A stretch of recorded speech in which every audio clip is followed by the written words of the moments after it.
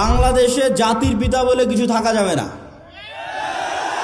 আগে যারা ছিল তাদের জাতির পিতা ছিল শেখ মুজিবুর রহমান। আপনারা আসবেন, আপনারা এসে বলবেন জাতির পিতা জিয়াউর রহমান, এটা চলবে না।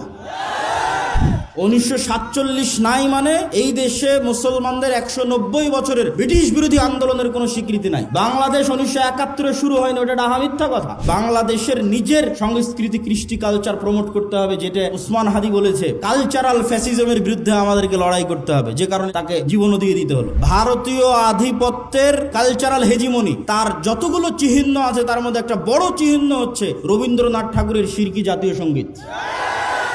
এই জাতীয় সঙ্গীত বাদ দিয়ে দিতে হবে। কারো কাছে কোন এক রাজনৈতিক দলের কাছে বিক্রি হয়ে গেলাম রাজনীতির কথা বলতে গিয়ে, আলহামদুলিল্লাহ আব্দুর রাজ্জাক বিন ইউসুফের ছেলে, ওই জন্য ইনশাআল্লাহ জন্ম হয়নি।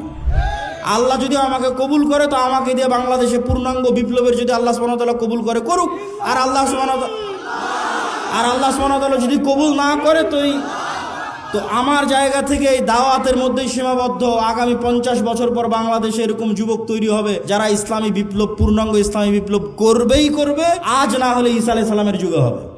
কিন্তু আমরা বিক্রি হওয়ার মধ্যে নয় ইনশাআল্লাহ। আসসালামু আলাইকুম শাইখ, আপনি ইদানিং বিভিন্ন জায়গায় রাজনীতি নিয়ে বক্তব্য দিচ্ছেন, যা নিয়ে অনেকে সমালোচনা করছে, এই বিষয়ে কিছু বলবেন। যতগুলো প্রশ্ন আসছে তার মধ্যে এটা অনেক গুরুত্বপূর্ণ একটা প্রশ্ন। তো আসলে রাজনীতি, নবীরাও যখন আল্লাহ সুবহানাহু ওয়া তাআলা দাওয়াত দিতে বলেছেন তখন মুসা আলাইহিস সালামকে বলেননি যে মুসা তুমি জাদুরানিতে গিয়ে বা মিশরের উমুক এলাকায় গিয়ে দাওয়াত দাও, ডাইরেক্ট ইজহাব ইলা ফিরাউন, ক্ষমতার মসনদে আঘাত। মুসা আলাইহিস সালামকে দাওয়াত দিতে কোথায় পাঠালো? ইজহাব ইলা ফেরাউনের কাছে গিয়ে দাওয়াত দাও, মানে ডাইরেক্ট ক্ষমতার মসনদে যে আছে ওকে দাওয়াত দাও। ইব্রাহিম আলাইহিস সালাতু ওয়াস সালামকে কোথায় পাঠালো? ডাইরেক্ট নমরুদ। তো নবীরা যারা পৃথিবীতে এসেছেন তারা জয়লাভ করুক অথবা না করুক, তাদের দাওয়াতের যে মানহাজ ছিল, এই দাওয়াতের মানহাজের একটা পার্ট অবশ্যই যারা সমাজের দায়িত্ব পালন করতেছে, যারা রাষ্ট্র এবং দেশ চালাচ্ছে, তাদের কাছে আপনাকে দাওয়াত দিতেই হবে। এটা নবীদের রাজনীতি। এবং এই দাওয়াতটা যদি নিঃস্বার্থ হয়, ওই যে লবিং, লিয়াজু, ঠিক আছে, আমার দুনিয়াবি কোনো স্বার্থ, আমাকে এটা দেন, আমাকে এটা দেন, এরকম দুনিয়াবি স্বার্থে যদি দাওয়াত হয়, ওই দাওয়াতে কোনোদিন বিপ্লব তৈরি হবে না। ওই দাওয়াতে কোনোদিন কি তৈরি হবে না? বিপ্লব তৈরি হবে না। আজকে যেহেতু প্রশ্ন করেছে এই জন্য বলেই দিচ্ছি, এই যে তারেক রহমান সাহেব এসেছে ইংল্যান্ডে, তার সাথে আমার দেখা হয়েছিল অন্তত 30 থেকে 40 মিনিট ফেস টু ফেস তার সাথে আমি কথা বলেছি। আমি তার সাথে কথাই শুরু করেছিলাম এটা দিয়ে যে আজকে আমি এখানে আসার আগ পর্যন্ত যতজন আপনার কাছে এসেছে এরা দুনিয়াবী স্বার্থ নিয়ে আসবে, আর আমি আজকে এখান থেকে চলে যাওয়ার পরও হাজারো মানুষ আপনার সাথে দেখা করতে আসবে, দুনিয়ার স্বার্থে আসবে। কারো একটা সিট দরকার, কারো একটা আসন দরকার, কারো একটা পদ দরকার, কত কি দরকার। কিন্তু আমি আব্দুল্লাহ বিন আব্দুর রাজ্জাক এসেছি 4টা কথা বলবো বাংলাদেশের স্বার্থে। যদি করতে পারেন বাংলাদেশের উপকার হবে।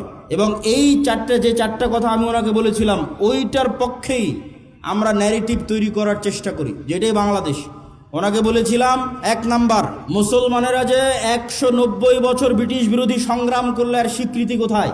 1797 সালের 23শে জুন থেকে 1947-এর 14 বা 15 আগস্ট পর্যন্ত 190 বছর ভারতের মুসলমানেরা, ঠিকই ভারতের হিন্দু এবং মুসলমানেরা সবাই যে ব্রিটিশ বিরোধী আন্দোলন করেছে তার স্বীকৃতি আছে। পাকিস্তানের মুসলমানেরা যে ব্রিটিশ বিরোধী আন্দোলন করেছে তার স্বীকৃতি আছে। তো বাংলাদেশের মুসলমানেরা কি করেনি? তিতুমির কে তাহলে? হাজী শরীয়তুল্লাহ কে তাহলে? এখানে যে ব্রিটিশ বিরোধী 1857-তে যে হাজার হাজার মুসলমান জীবন দিল, তাদের স্বীকৃতি কই? অতএব 1947-এর রাষ্ট্রীয় স্বীকৃতি দিতেই হবে। 1947 নাই মানে এই দেশে মুসলমানদের 190 বছরের ব্রিটিশ বিরোধী আন্দোলনের কোনো স্বীকৃতি নাই।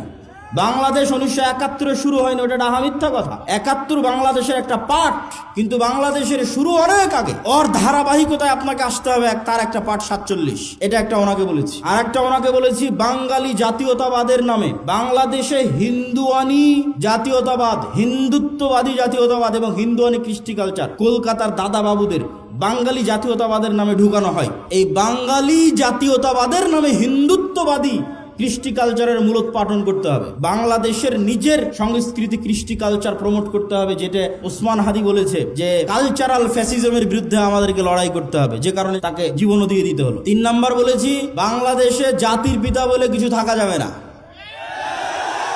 আগে যারা ছিল তাদের জাতির পিতা ছিল শেখ মুজিবুর রহমান। আপনারা আসবেন, আপনারা এসে বলবেন জাতির পিতা জিয়াউর রহমান, এটা চলবে না।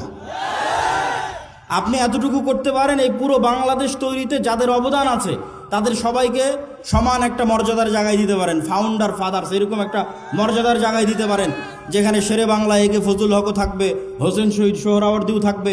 এই অঞ্চলের মুসলমানদের যে ধারাবাহিক আন্দোলনের স্বীকৃতি আছে সেটার স্বীকৃতি থাকবে। 4 নাম্বার বলেছি, অত্র অঞ্চলে ভারতীয় আধিপত্যের যে হেজিমনি, কালচারাল হেজিমনি, তার যতগুলো চিহ্ন আছে তার মধ্যে একটা বড় চিহ্ন হচ্ছে রবীন্দ্রনাথ ঠাকুরের শিরকি জাতীয় সঙ্গীত।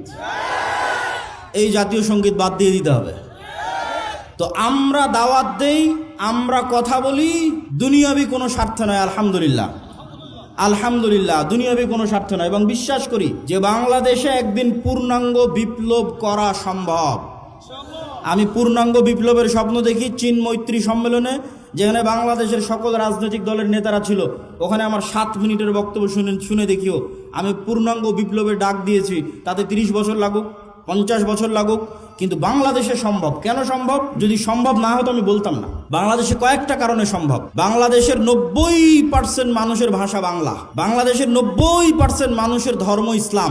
যদি এরকম হতো চিটাগাংয়ের ভাষা হিন্দি, রাজশাহীর ভাষা বাংলা, ঠাকুরগাঁয়ের ভাষা পাঞ্জাবি, আর সিলেটের ভাষা হচ্ছে কি বলে ওর নাম, আর একটা ভাষা ধরলাম গুজরাতি অথবা ধরলাম বিহারি, তাহলে আমি বলতাম না বাংলাদেশে বিপ্লব সম্ভব নয়। আবার যদি দেখতাম না এখানে অর্ধেক পাঠান বাস করে, অর্ধেক পাঞ্জাবি বাস করে, অর্ধেক অমুক বাস করে না, তাহলে আমি বলতাম এখানে বিপ্লব সম্ভব নয়। আবার যদি দেখতাম এখানে 50% মানুষ হিন্দু, 50% মানুষ এখানে খ্রিস্টান, বিপ্লব সম্ভব নয়। বাংলাদেশে যে কোনো একটা আদর্শের উপর বিপ্লব খুবই সম্ভব, কেননা এখানে 90% মানুষের ভাষা বাংলা, বলে বাংলা, লেখে বাংলা, সংস্কৃতি বাংলা। আবার 90% মানুষই ইসলামে বিশ্বাস করে। ফলত এখানে আলাদা কোনো বিভেদ নাই।